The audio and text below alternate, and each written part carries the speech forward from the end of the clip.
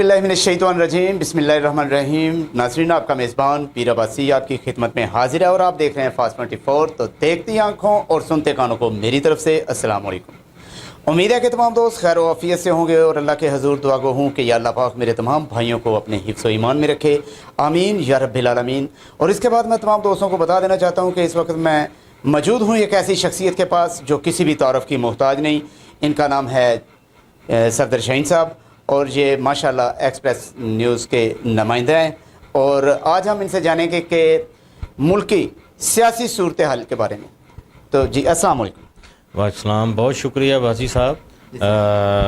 सियासी सूरत हाल ये है कि देखें, इमरान खान जो एक अब तक फेमस एक सियासतदान बन चुके हैं, उनको असर नो ज़िंदा करने में तमाम पार्टियों का अहम किरदार है।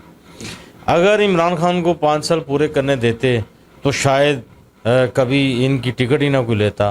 मगर अभी जो सूरत हाल है, तमाम जो मंजे हुए सियासतदान हैं, तजर्बाकार सियासतदान हैं, उनसे किसने गलती करवाई, क्यों करवाई, कैसे हुआ।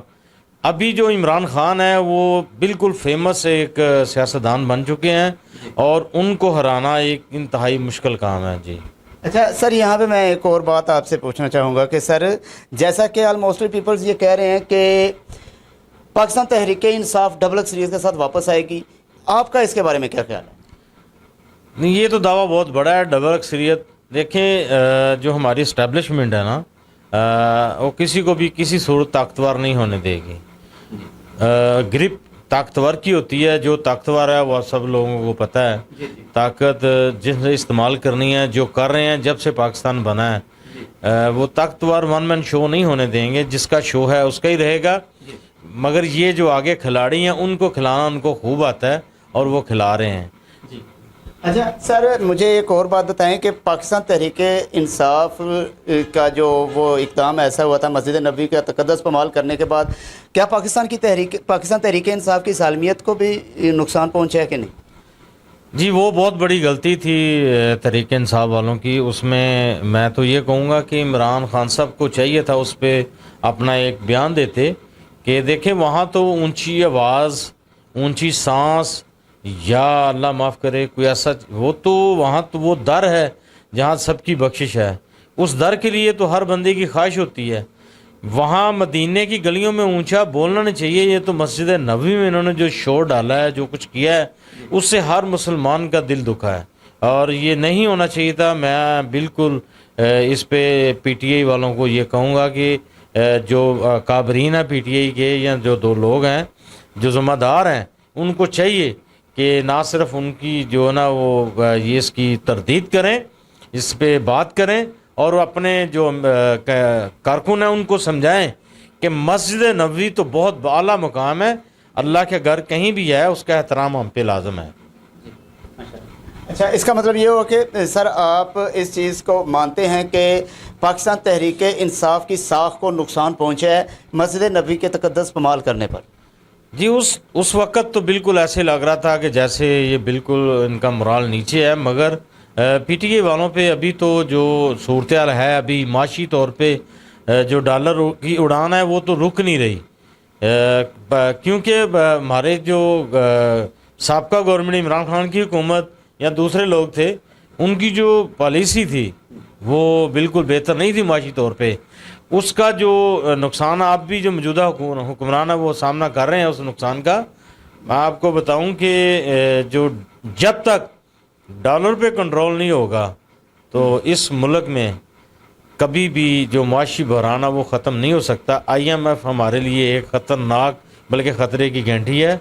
इसका मुहासबा जब तक नहीं होगा, हमारे हुक्मरान जब तक इकट्ठे मिल बैठ के एक लायामल नहीं बनाएंगे तो ये हल नहीं होगा। वो बड़ी अच्छी सजेशन थी किसी एक सहाफ़ी की, वो मैं उसको सलाम पेश करता हूँ। बड़े ताजर, बड़े अफसरान पाकिस्तान में जो बड़े सनतकार हैं, कुछ नहीं है, कोई 20,000 आता है किसी को 50,000 आता है, किसी को लाख रुपये आता है। ना सिर्फ पाकिस्तान का कर्ज उतर जाएगा बल्कि हमारा मुल्क जो है ना दुनिया में बहुत ही अच्छे तरीके से तरक्की भी कर सकता है। हमारे जो अवाम है बहुत अमीर हैं, हमारी हुकूमत जो है ना वो बिल्कुल गरीब हो चुकी है। इसमें हुक्मरानों का ही कसूर है, अवाम का कसूर नहीं है। ठीक हो गया। اچھا سر مجھے یہ بتائیں کہ جب پاکستان تحریک انصاف کا اقتدار نہیں آیا تھا اس سے پہلے معاشی معاملات اور جب پاکستان تحریک انصاف کا اقتدار آ گیا دور اقتدار میں معاشی معاملات زیادہ عروج پہ پہنچے یا کہ اس سے پہلے ہی معاشی معاملات جو ہیں وہ عروج پہ آسمانوں سے باتیں کر رہے تھے؟ یہ ذرا پردہ واسی صاحب معاشی معاملات تو جب پاکستان کے بننے کے چند سال بعد ہی شروع ہو گئے تھے. یہ جماعت تفریق کا جو نا انہوں نے ایک ڈرامہ رچایا ہوا ہے پاکستان کے عوام ہم لوگ عوام ہیں نا ہم اتنے بے باز ہو چکے ہیں کہ فلاں مرد آباد فلاں زندہ آباد فلاں مرد آباد فلاں زندہ آباد. حقیقت میں عوام مر رہے ہیں. عوام کا کوئی نہیں سوچ رہا. کسی ایک پولیٹیشین کو لے لیں کسی ایک پولیٹیشین کو کسی زمانے میں وہ بالکل میڈیوکر تھا مڈل مین تھا. اب وہ جتنے بھی سیاستدان ہیں 100 گھرانوں سے اوپر بھی چلے جائیں ان کا حساب ہی نہیں ہے کہ ان کے پاس پیسہ کہاں سے آیا کتنا آیا. اپنا اپنا طریقہ کار ہے ان کا. پاکستان کے عوام کا کوئی نہیں سوچتا. غریب آدمی دیکھے کتنی ستم ظریفی ہے.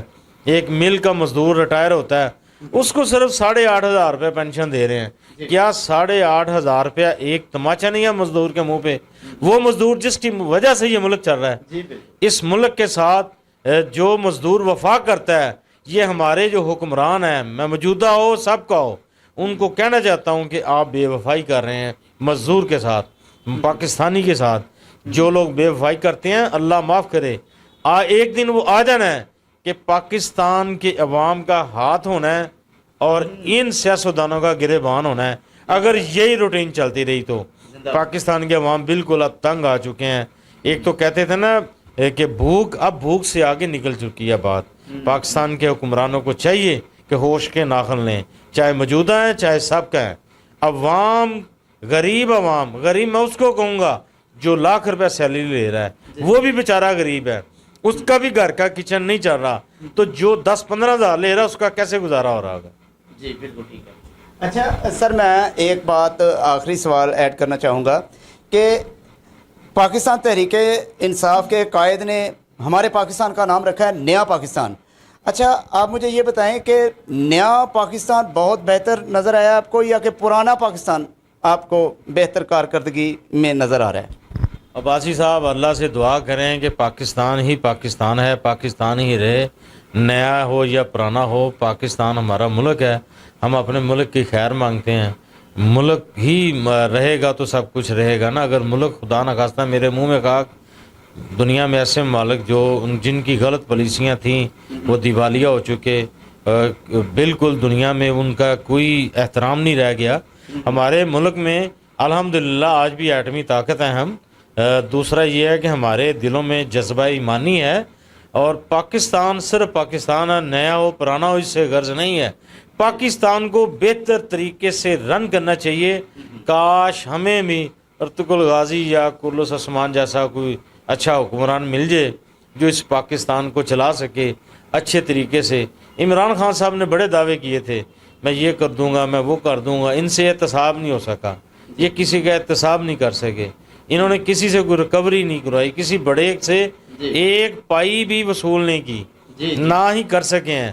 اب چاہے وہ بھلے وہ کتنے بڑے دعوے کریں ان کو بھی 3-4 سال عوام نے دیکھا ہے کچھ نہیں کر سکے. پاکستان کے نظام میں عمران خان صاحب کے پاس جو ایم این ایز ہیں وہ 3-4 پارٹیوں کے ریجیکٹڈ لوگ ہیں. وہ ادھر ایم این اے بن گئے ہیں. انہوں نے جیتنا ہی جیتنا ہے. اب ایسے ہمارے جو لیڈر ہیں اس کو ہی لیتے ہیں جس نے جیتنا ہوتا ہے. اس کو ہی پارٹی ٹکٹ ملتا ہے چاہے وہ کیا کریں کچھ بھی کریں. بات وہی ہے کہ لٹنا عوام نے ہے. عوام لٹ رہی ہے. عوام بک رہی ہے. عوام استحصال کا شکار ہے. عوام کا کوئی نہیں سوچ رہا. اس ملک میں سوائے ظلم اور زیادتی کے کچھ نہیں ہے. کتنے ہمارے ادارے ہیں کتنی انویسٹمنٹ ہوتی ہے کتنا پیسہ خرچہ ہوتا ہے اور کچھ بھی نہیں. ان کا نعم المدل کیا ملتا ہے ہمیں؟ عوام کو ڈکیتی ملتی ہے. عوام کے ساتھ قتل و غارت ہو رہی ہے. عوام کی جائیدادوں کے اوپر قبضے ہو رہے ہیں. جو طاقتور ہے وہ طاقتور ترین ہو رہا ہے. جو غریب ہے وہ غریب ترین ہو گیا ہے. اب غربت کی لکیر ہم بات کرتے ہیں نا تو دنیا ہنستی ہے کہ غربت کی لکیر ہوتی کیا ہے.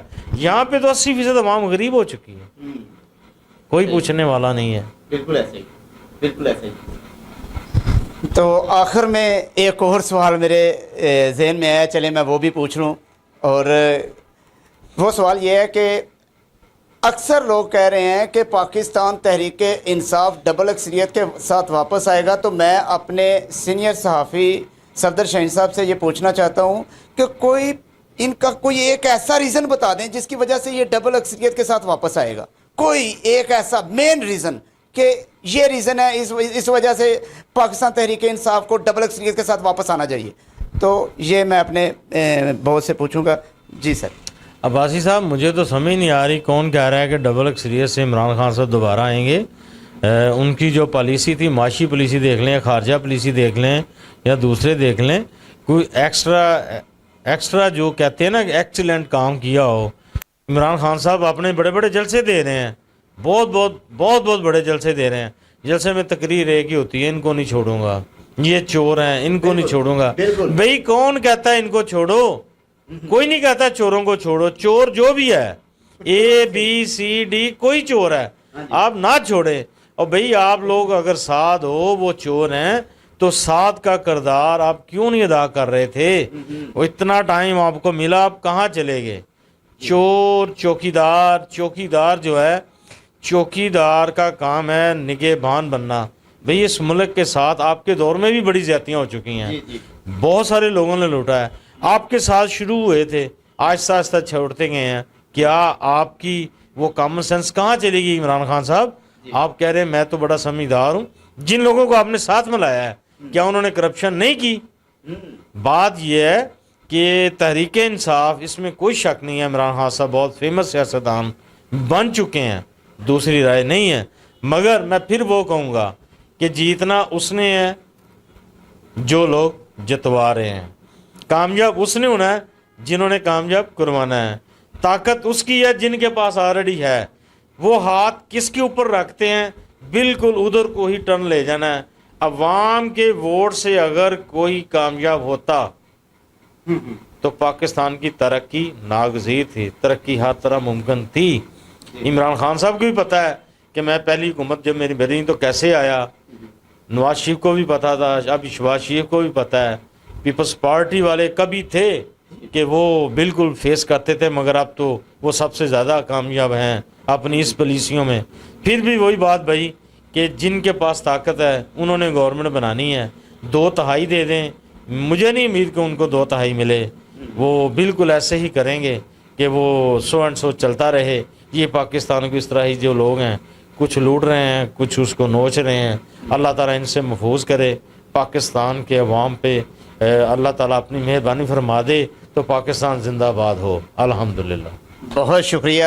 جی ناظرین، یہ تھے جناب بڑی شخصیت صفدر شاہین صاحب، اور آپ نے ان کی باتیں سنی. اور مزید ہمیں کمنٹ باکس میں بتائیں کہ آپ کو ہمارا آج کا پروگرام کیسا لگا. تو کیمرہ مین طارق مغل کے ساتھ اپنے میزبان پیر عباسی کو دیجیے اجازت. اللہ نگہبان. پاکستان زندہ باد.